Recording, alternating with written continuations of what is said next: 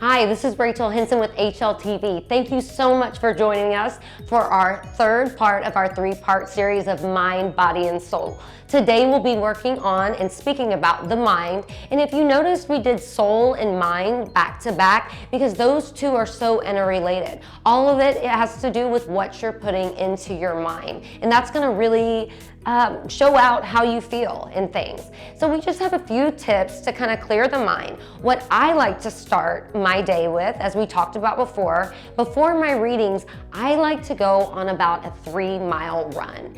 And I run whatever negative thoughts might be in my head out of them.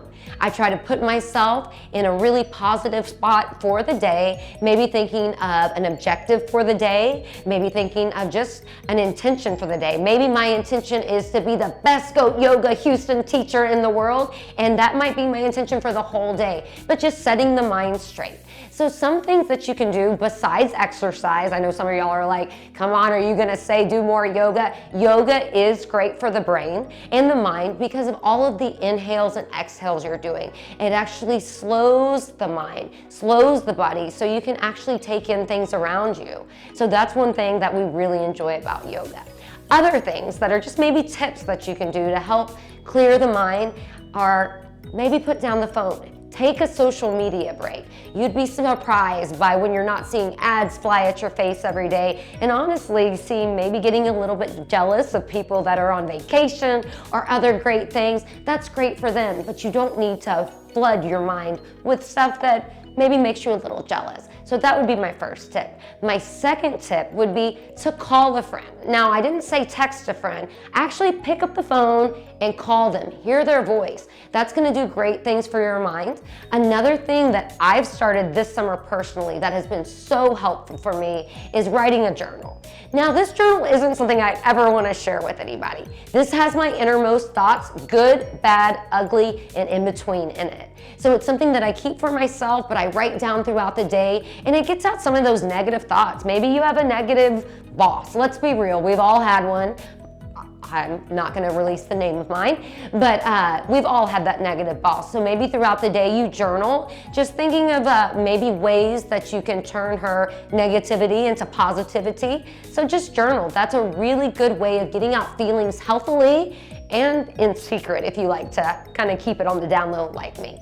So another thing I would recommend would be to start reading a book. Reading a book instead of watching TV. These are things that people have done for ages, for years, but we've just kind of gotten to a new media where everything is now.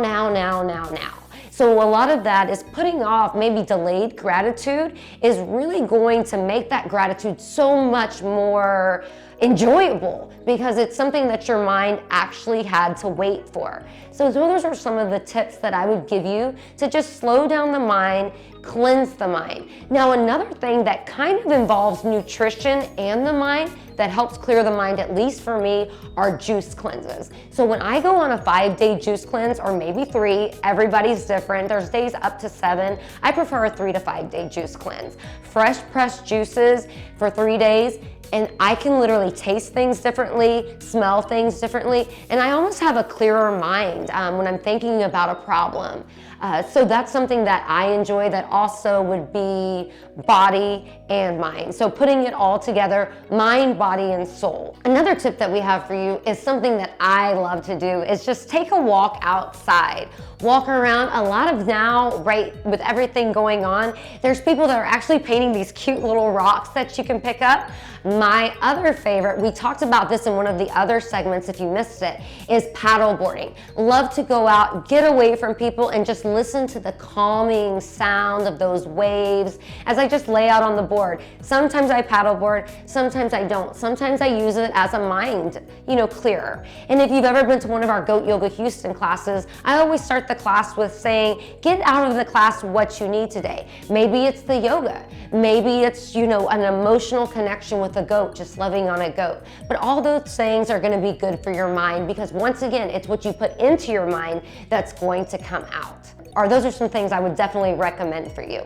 Now, if you missed any part of our 3-part series on mind, body, and soul, I invite you to go back and check out the other 2 videos. There's definitely some healthy tips that you can learn that will just improve your life just by making simple changes, whether that be to your mind, body, or soul. Thank you so much for tuning in to our 3-part series on mind, body, and soul. If you missed any of the other series, don't worry, they're available for you on many of our platforms so you can get those healthy tips for your mind, your body, and soul. This is Rachel Henson with Houston Live TV Network. Thank you so much, and we'll see you on our next episode.